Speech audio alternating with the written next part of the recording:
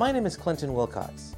I'm a staff apologist with Life Training Institute, and I'm on the speaker board with Right to Life of Central California. And this is Life Bites. Today I'm going to talk about an argument from bodily rights, the right to refuse argument. This argument was constructed and defended in a paper written by philosopher Judith Jarvis Thomson, and has more recently been defended and updated by philosopher David Boonin. Thomson's thought experiment is as follows. Imagine you wake up in bed next to an unconscious, famous violinist. You try to get up, but you can't. You realize you're attached at the kidney to this violinist. The doctor walks in and notices you awake and says, "Thank goodness you're awake. I never would have permitted this had I known, but this violinist is suffering from a fatal kidney ailment. The Society of Music Lovers has canvassed all possible donors and found that you are the only match. So they kidnapped you and plugged you in at the kidney to this violinist. I'd love to unplug you, but unfortunately that would kill the violinist, and violinists are people too. So I can't unplug you. But don't worry, it's only for 9 months. Then you can unplug and be on your way." Now, do you see how Thomson attempts to tie this to pregnancy and abortion? Her argument is that whether or not you have a moral obligation to remain plugged into the violinist, you should not be legally compelled to remain plugged in. The problem with this is that there are too many disanalogies, resulting in this being a false analogy.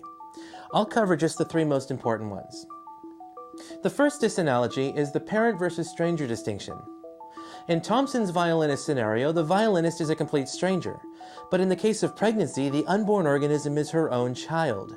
People have obligations to their own children that they don't have to complete strangers. One of these obligations is to not kill the child. The second disanalogy is the direct killing versus indirect killing distinction. If you unplug from the violinist, you are not the active agent in his death. His underlying pathology, the fatal kidney ailment, is what kills the violinist. But in the case of pregnancy, abortion is always a direct act of killing an innocent human being, which is always seriously wrong. The third disanalogy is the responsibility factor. You are not responsible for the kidney ailment the violinist finds himself with. But in the vast majority of pregnancies, the woman is pregnant due to a conscious, volitional act on the part of the woman. Since she engages in an act that creates the child and places the child in a state of dependence upon her, she bears a responsibility to give basic care to the unborn human being. So here are the 3 main points to remember when dealing with this right to refuse argument.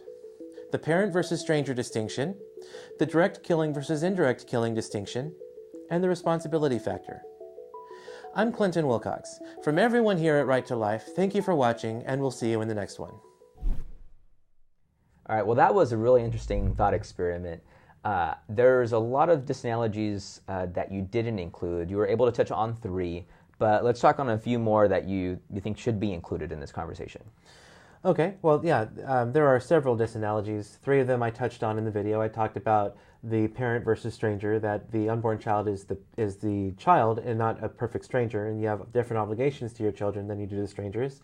I talked about the direct killing versus indirect killing. If you unplug from the violinist, you're indirectly responsible for his death because it's the underlying pathology of the kidney ailment that kills him, whereas in abortion, you are directly killing the unborn human being, which is always seriously wrong. And I talked about the responsibility factor, which is that the woman engages in an act that creates the child and places the child in a state of dependence on her. So that grounds her responsibility not to kill the child. But there are a few other disanalogies that I can touch on here. John T. Wilcox, no relation as far as I know, basically gave the argument in his essay called Nature as Demonic in Thomson's Defense of Abortion, where he says that the violinist scenario is essentially impossible. It never happens. So we could consider it incredibly rare. Whereas pregnancy is different because pregnancy is very common and it's very normal. Now, it's possible, in fact, it's very likely that the violinist scenario clouds our judgments on the issue because it's so weird and because it's so incredibly rare, whereas pregnancy is common and normal. So it's very possible that we have different obligations to a child during pregnancy than we do to a violinist in that scenario due to the weirdness of it. Now, someone like David Boonin, of course, would come back and respond, well, you can't just You can't just dismiss a thought experiment because of its weirdness. And he gives the example, from the trolley experiment, where if you have 5 people that a trolley is headed toward and one person on another track, do you switch the trolley to have it kill the one person, or do you leave it alone to have it kill the 5 people? What do you do in that situation? But now if we change the thought experiment to say that the trolley is now being powered by a very, very small nuclear reactor, well, now it becomes a weird thought experiment because trolleys are not powered by that. But he says that the weirdness of it doesn't then give us license to dismiss it. But the problem with a response like this that Boonin would give is that the small nuclear reactor does not change the moral intuitions of whether we should switch the track to hit the one person or leave it to hit the 5. But in the case of the violinist, Wilcox is arguing that the weirdness of it does affect our moral intuitions. So it is very possible and very likely in this case that it is one that we can dismiss because it's too weird to really ground any sort of reliable moral intuition in.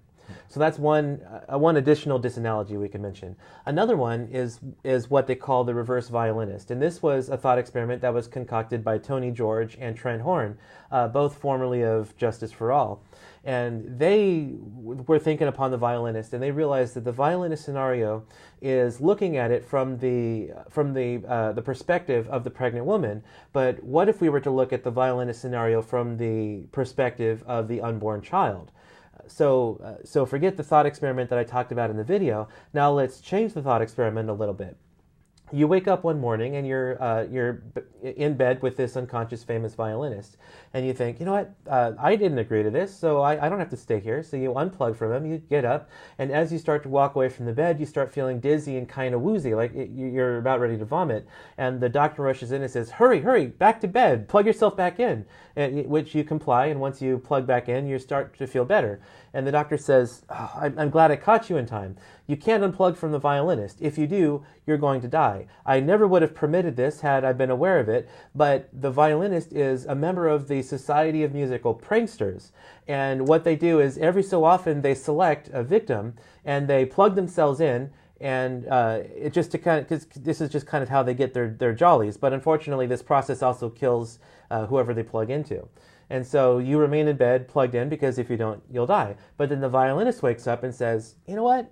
My body, my choice. I don't have to remain plugged into this guy. So he unplugs, letting you die, and he walks up and gets out. So George and Horn's thought experiment shows us that in this situation, the person who's plugged into the violinist is not at fault for it, but the violinist is at fault for it. And this kind of shows that if we look at the violinist as an analog of the pregnant woman, that it's the violinist who puts you in this situation, and now your life is dependent on the violinist because he put you in this situation. So now he has a moral obligation not to unplug from you, because if he does, you're going to die, and he's the one responsible for putting you in this situation. So if we look at the violinist scenario from the perspective of the unborn child, now it starts to look very different. And so that's another disanalogy, is that it's looking at it from a skewed perspective.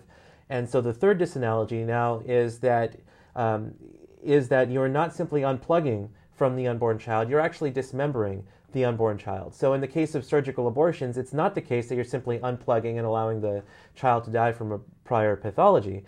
You're actually now actively dismembering him. So it would be more like it would be more like you actually have to dismember the violinist before you can unplug from him, which would obviously not be the right thing to do. So yeah, so the fact that you actually dismember the person, you're not actually unplugging from them, is another disanalogy, at least as far as surgical abortions are concerned.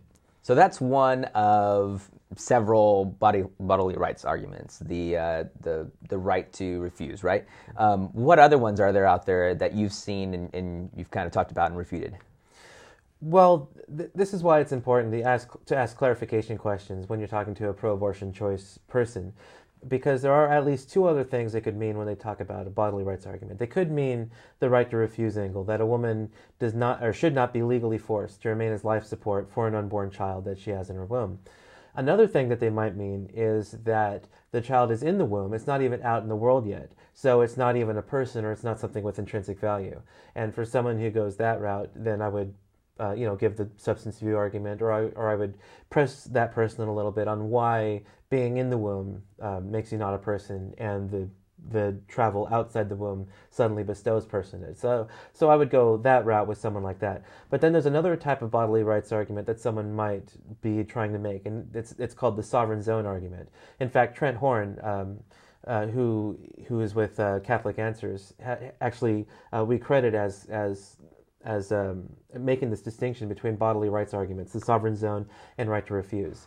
And so the sovereign zone argument is not a term you're likely to hear anyone use, but it's the idea that since the unborn embryo or fetus is inside her body, she has a right to do whatever she wants with anything in her body, so she can have the embryo or fetus killed, and that's her right to do so. Mm-hmm. And this is a weaker argument than the right to refuse argument. The right to refuse is much stronger, and that's because it makes a weaker claim than the sovereign zone argument. The sovereign zone argument makes a very strong claim, one that is very difficult to justify, and after just a little bit of prodding, we can actually show why the sovereign zone argument just doesn't work.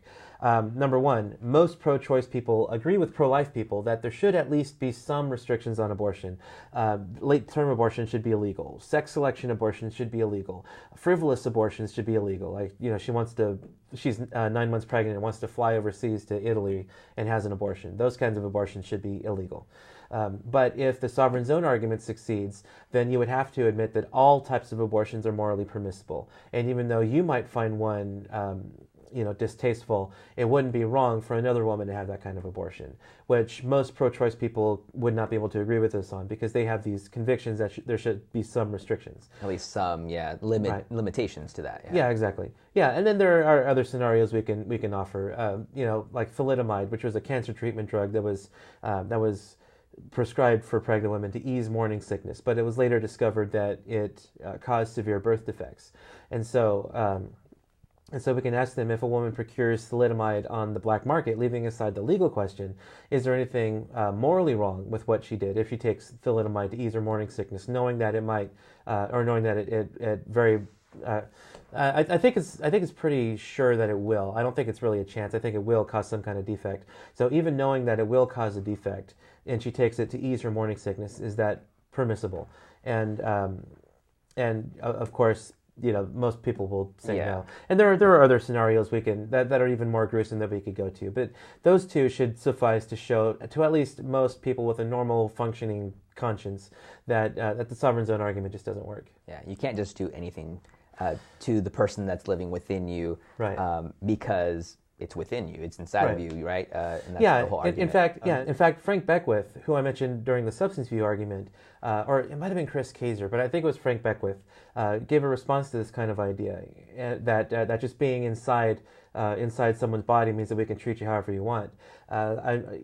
We can think of a movie like Fantastic Voyage, a movie where a submarine crew shrinks down very small to go inside a scientist because there's a bomb that's on his brain or his heart or something. So they're going in to get rid of the bomb, and then they can come back out. But since they're tiny and they're inside this other scientist's body, does that mean then that one of the scientists outside could then self-destruct that submarine and kill all the crew on board?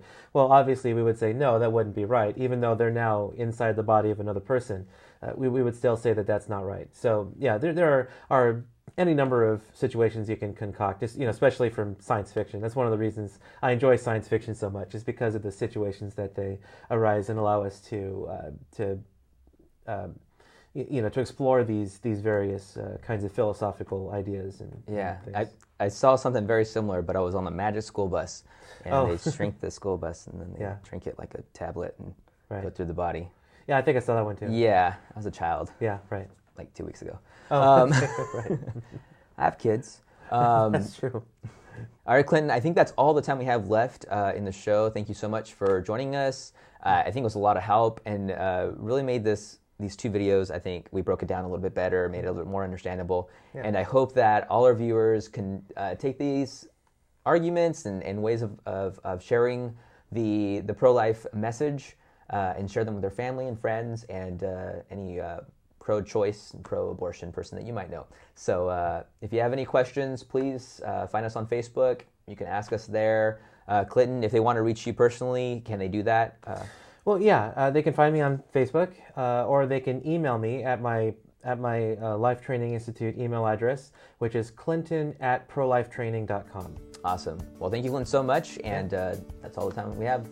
So thanks for watching. Thanks very much.